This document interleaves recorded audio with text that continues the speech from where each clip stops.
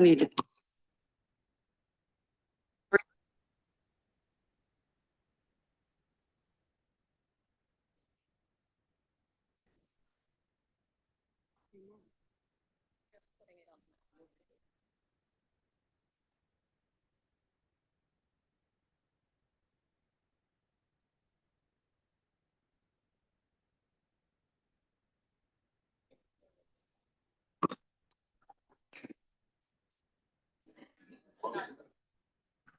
Morena koutou, councillors. Welcome to our meeting this morning. Before I open the meeting proper, I will hand the rako to Councillor Tafau to open with our opening karakia. Kia koe, iwi. Tēnā koe, Madam Chair, tēnā tātou ngā kaunihera o te anei wā. O te rā ki a koutou, ngā whānau kua taimai, tēnā koutou, o te rā tēnā tātou katoa. Kia tīmata tātou roti te karake, kia inui tātou. Kia tau te rangi Māori e o rangi nui e tū iho nei, o Papatuanuku e takoto nei, o te tai ao e awhi nei, ki rungi a tātou o toi moana e tau nei ti hei mauri ora. May the peace of the sky above and the earth below, as we as toi moana embrace the universe and its surroundings upon us, behold, it is life, ti hei mauri ora. Kia ora, Councillor. May I remind councillors and staff that this meeting is being live streamed and recorded, and that the recording will be made available on the Bay of Plenty Regional Council website following the meeting. I further remind all present that local government decision-making affords no protection to councillors, council officers, and the public for comments made during meetings that are subsequently challenged in a court of law and determined to be slanderous. I now call for apologies for this meeting. There are none.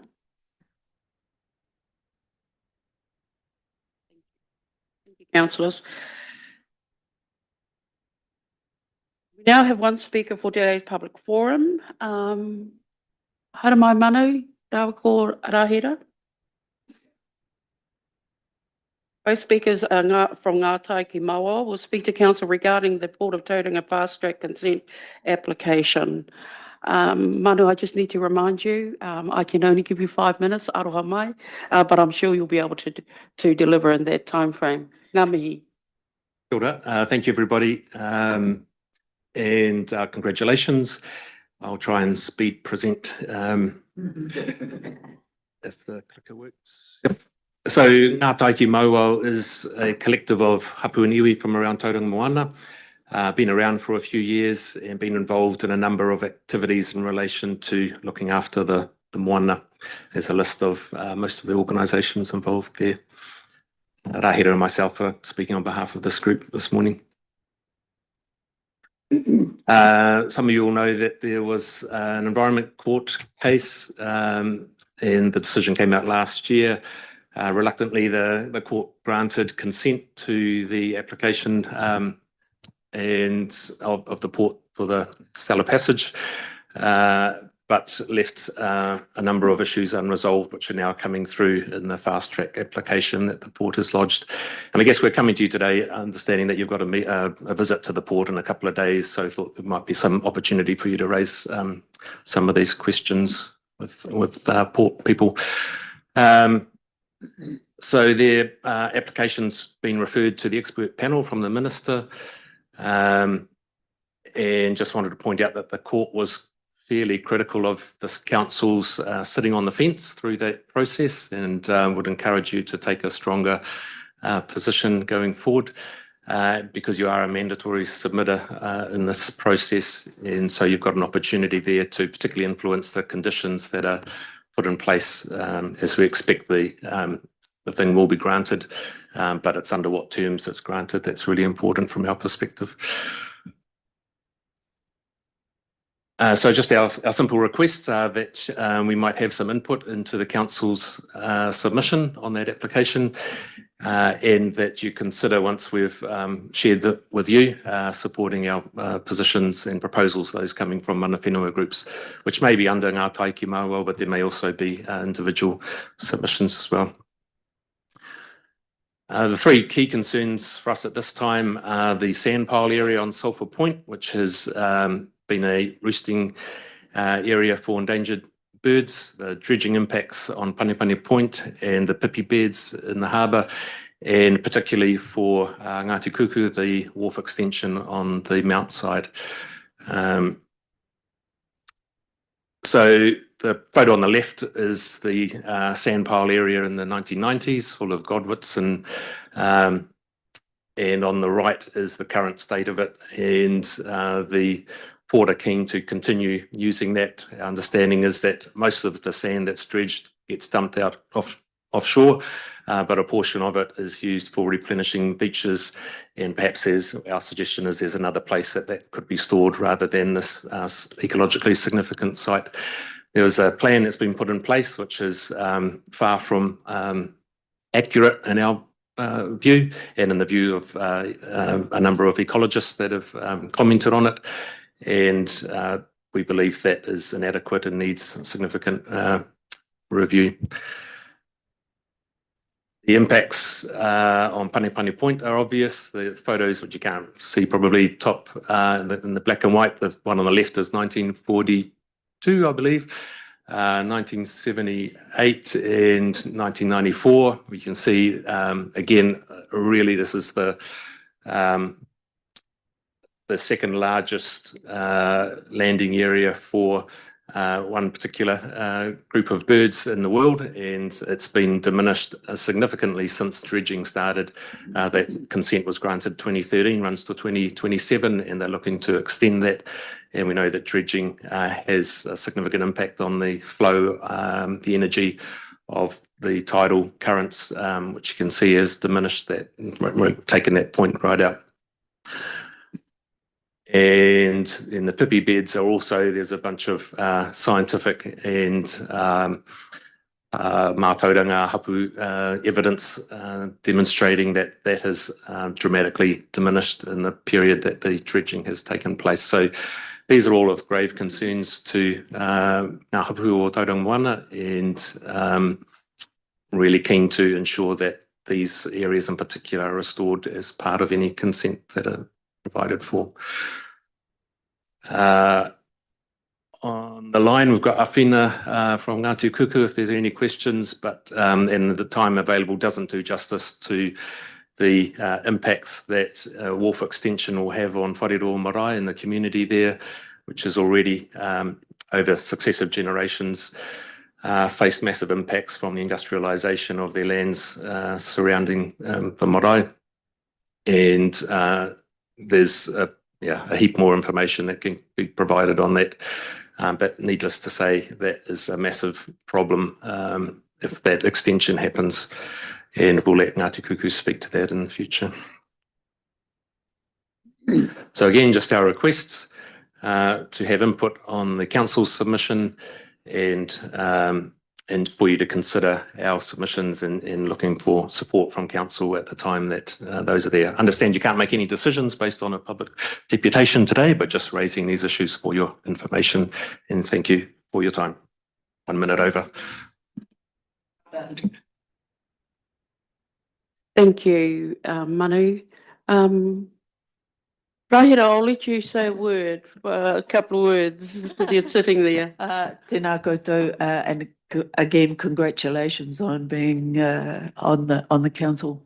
I am simply going to talk about the context in which our engagement with the port has been going. So alongside the transactional process, which is the fast track application, we've also been seeking to develop a better relationship with them. So we're both tired of combat, and we're hoping that we can get to the point early next year of being good citizens and good neighbours alongside each other, which is the basis upon which we're engaging with them. Not in a position to say much about the actual detail of the conversations at this point, other than to say that one of the things that we've both agreed is that the body of water is also protected by Mauao and Panipani, and that we should see them all together as an entire context, because every ship that comes into the port has to come past those two tupuna and into the body of water. So that's just a very quick sort of context for you to consider. Thank you. Thank you. Councillors, any points of clarification of what's been presented this morning? Don't appear to be. All right. Very clear. Thank you. Thank you, Maru. Oh, sorry. I'm just wondering if I should just register just an interest that I have presented and to the previous council on this issue as a local member of Forest and Bute. Thank you. Just Note. noting that as a Thank you, councillor. We'll note that. Kia ora kōrua.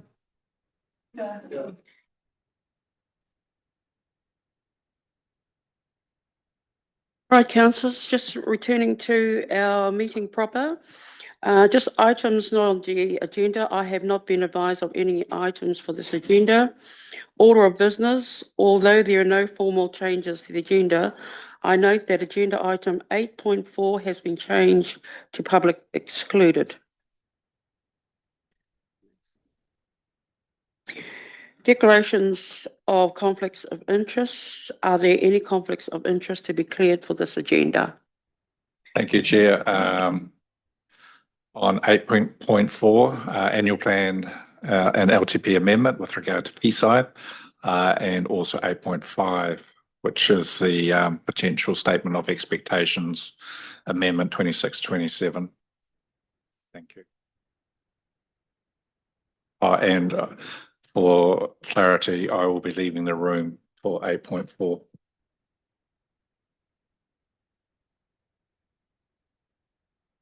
Thank you, councillor Cosby. Public excluded business to be transferred into the open. I have not been advised of public excluded business other than what's been noted.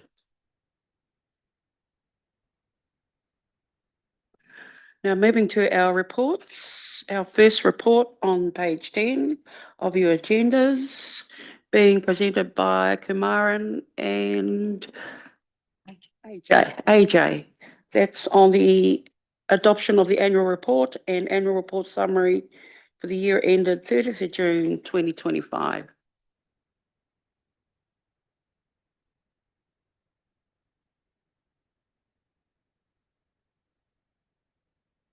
Atamari, Chair and Councillors. Sorry, Kumar, can you introduce Anton? Councillors, yes, to my left, I have Anton Labuskachny, who is the appointed auditor for Council and the audit director on the audit engagement that we have for the annual report. And to my right, I haven't had the opportunity to introduce AJ Prinsloo, who is Council's finance manager, who's been responsible for working with audit to lead the annual report production process. So, Councillors, this report is seeking for you to receive the audit opinions for the full and summary annual reports for 30 June 2025, adopt the full and annual summary reports. So that's one topic. The other topic is to approve capital expenditure carry forwards from last financial year to this financial year and to subsequent financial years, and then also to defer capital expenditure from this financial year to the two subsequent financial years. Going back to the annual report, the full and summary annual reports contain the financial performance and non-financial performance results for Council. That includes Council as a parent entity and also the consolidated financials, which incorporates Quayside Holdings Limited and Twemwana Trust. The annual report shows the actual performance for Council for the 24-25 year against year one of the LTP.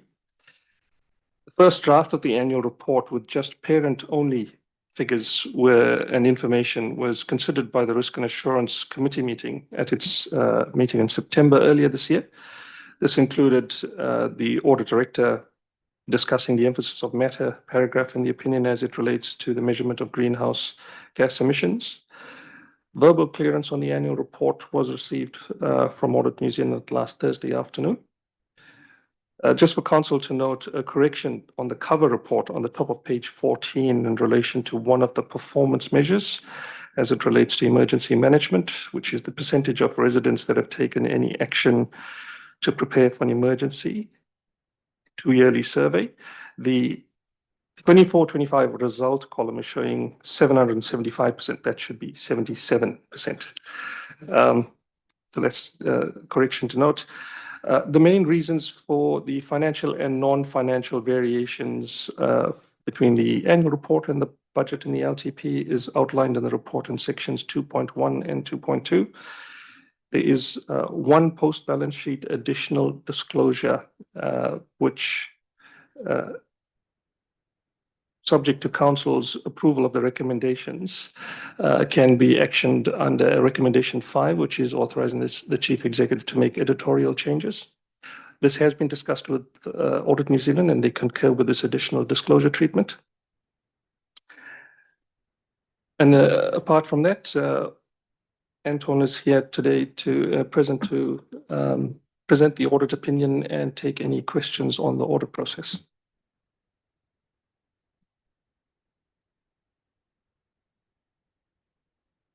Good morning, councillors.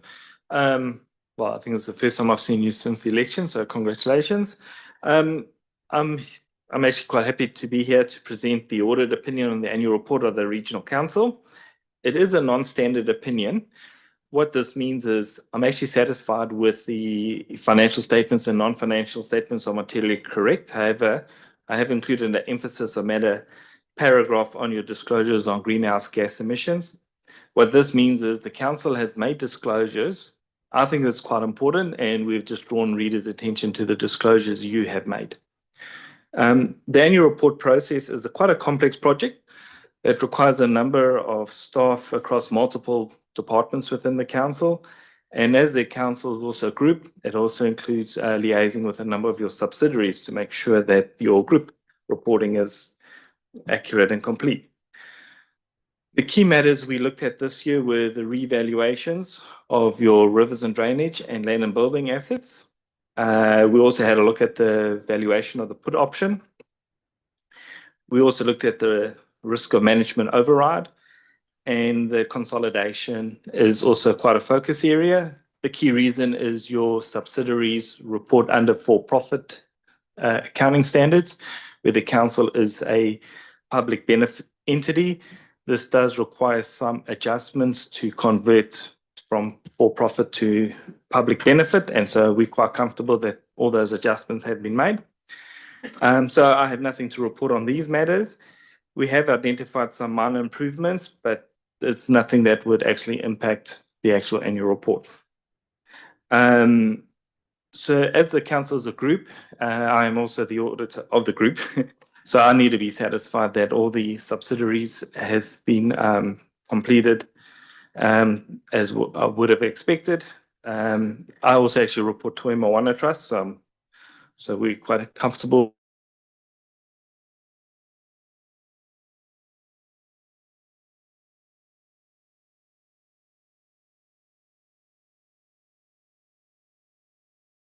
With the work, and there's nothing to report to you. I'd also just like to thank the Regional Council, the councillors and staff that we've worked with throughout the year. I'm sure there were a lot of late nights by staff and us, and definitely by ourselves to achieve this goal. So I'm happy to take any questions. Questions, councillors? Councillor McMillan. Oh, kia ora. Thank you to the three of you and your teams. And I just wanted to sort of do a broader thank you to the whole of the Toi Moana staff team for the achievements of the annual plan. For me in particular, it's fantastic to see the LT coming to life and having that first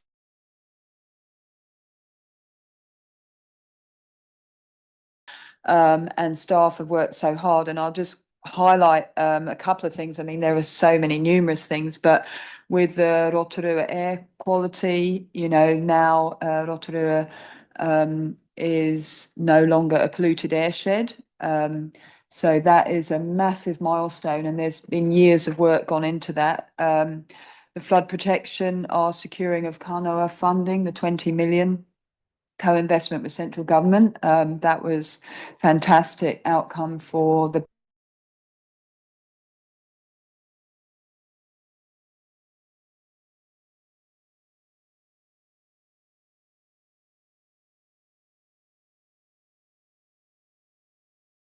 effort. So those just touch on a few things that I know staff have been working tirelessly towards achieving, and I think the annual plan achievements are phenomenal. So thank you not only to the finance team, but the wider Toi Moana team.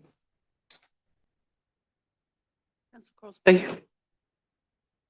Thank you. I too want to add just some commentary around this, because we do have 9 new councillors here, and, this auditing process is critically important for trust and confidence by this organisation, but particularly for the community. And I too want to acknowledge the enormous amount of work that goes into these. As you said, we had a glimpse of the first draft earlier this year through Risk and Assurance, where things were okay. But there are always learnings from these. And Anton, I think this is your first big gig for us as the lead. So congratulations on that, and you and your team. I know you and your team do a lot of work behind the scenes as well, and sometimes you may seek, technical advice out of Wellington, et cetera. So a lot of work goes into it. And Kamaran and AJ and all your staff too. I know it's a huge amount of work, a lot of pressure. The activities of any council are broad, they're numerous. There's a lot of money at stake, and we always look forward to a report that comes through from audit to audit and risk about ways we can improve our systems and processes, which are really important. So again, thank you for that.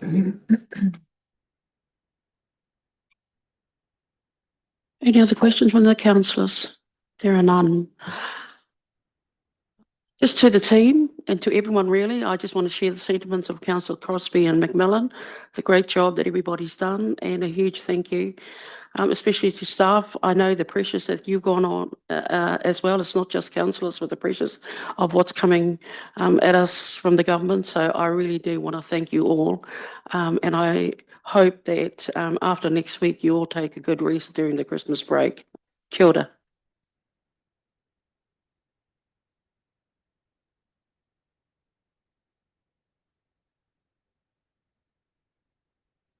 Councillors, I now need a mover and seconder for the recommendations. Councillor Maltby, moving, seconding, Councillor Campbell. All those in favour say aye. Any discussion? There are none. Any against? There are none. Thank you, councillors. Carried.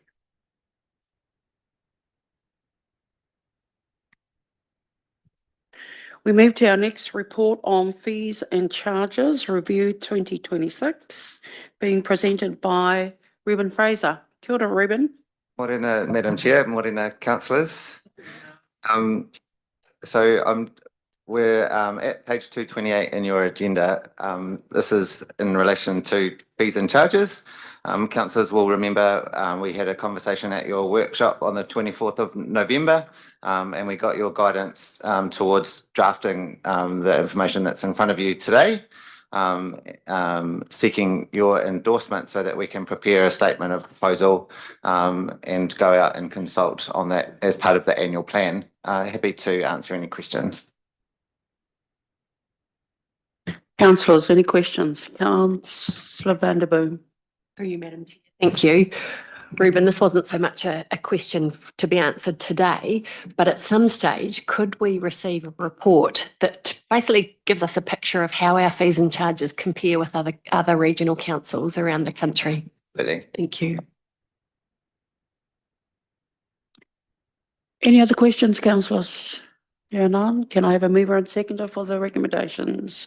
I have Councillor Tefau moving and Councillor Karatai seconding the motion. All those in favour say aye. Any discussion? There are none. Those against? There are none. Carried. Thank you, councillors.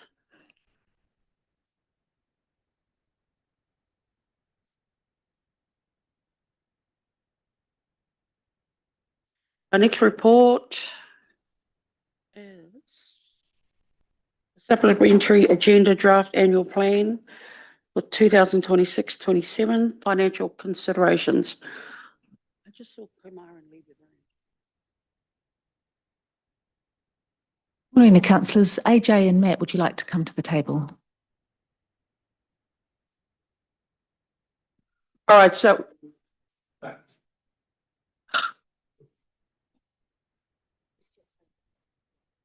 oh.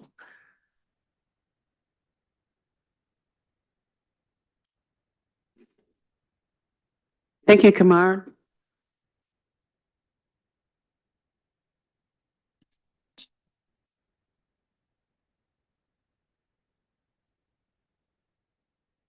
Apologies, councillors, I was just seeing off the auditors. Maybe too late.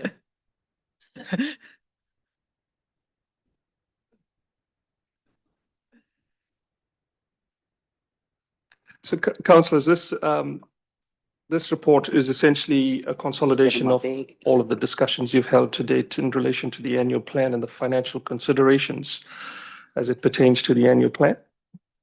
And the report is seeking your endorsement of the budget setting estimates as it stands, with the identified savings set out in section 2.1.1 of the report, a general rates increase of 4% and a total targeted rates decrease of 1%. Also noting that there are a number of items in the report that are still to be determined in terms of budget impact, as listed in the report, that will be considered at future council workshops as the annual plan process progresses. There's only one item for correction on page 6 of the report, or 522 on diligent. At the top of the page is a table there showing the last line on the table of Poriki Harbour dredging is showing a 1.1 million. That should be 1 million in light of reflection of council discussions at recent workshops. Other than that, I'll take the report as read and happy to take any questions. Questions, councillors?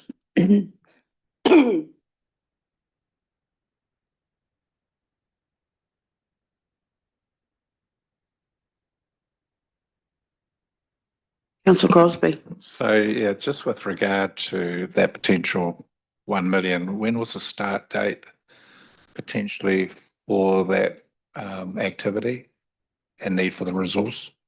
So through you, Madam Chair, that potentially could be 26, 27, but further discussion, I believe, with the Potiki District Council will clarify which particular year. So what we're doing is we're adding it in now, but the 3 years may well start from 27, 28. I think we'll get clarity about that further on in the annual plan process.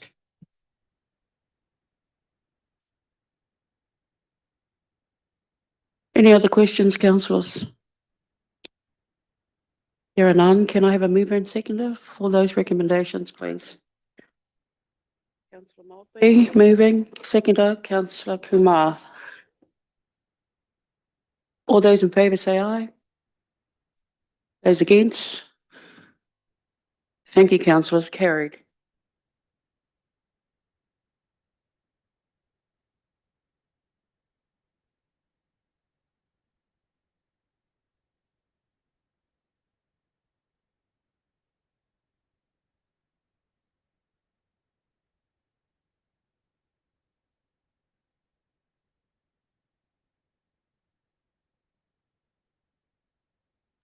Just moving to the next report, the Quayside Holdings Limited Statement of Expectations, 2026-27 and 25-26, number 3, and presenting Matt. Over to you, Matt. Thank you, Madam Chair and Morena councillors. Sorry, can I just interrupt? I'm really struggling to find It's in the the index. Oh, sorry, it's in the And I know supplement. I've read it, but I can't find it. It's part of your supplement. Yeah. But isn't that all public Right. excluded? No. Oh, Okay, thank you. Sorry, Matt. Thank you. No problem. oh, Yeah, it's right at the bottom, 564 of 590. Yeah. Yes. Normally you have your public papers, then the confidential, but we have public, confidential, public, and then confidential. Yeah.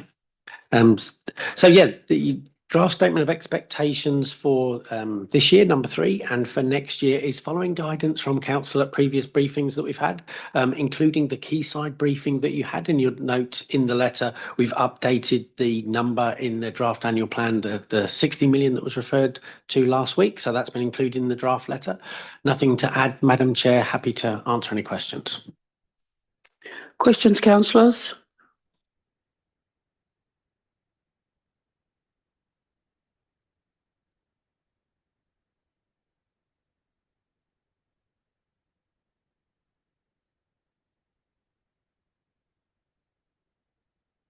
I take it there are no questions. Can I ask for a mover and seconder for the report, please?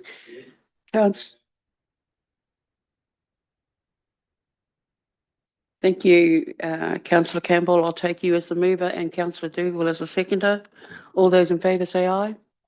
Those against? There are none. Carried. Thank you, councillors.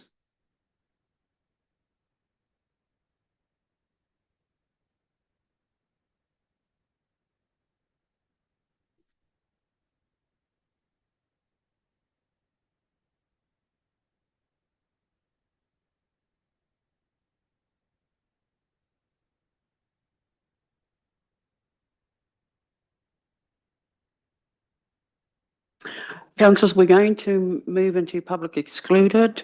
I will move. Can I have a seconder, please?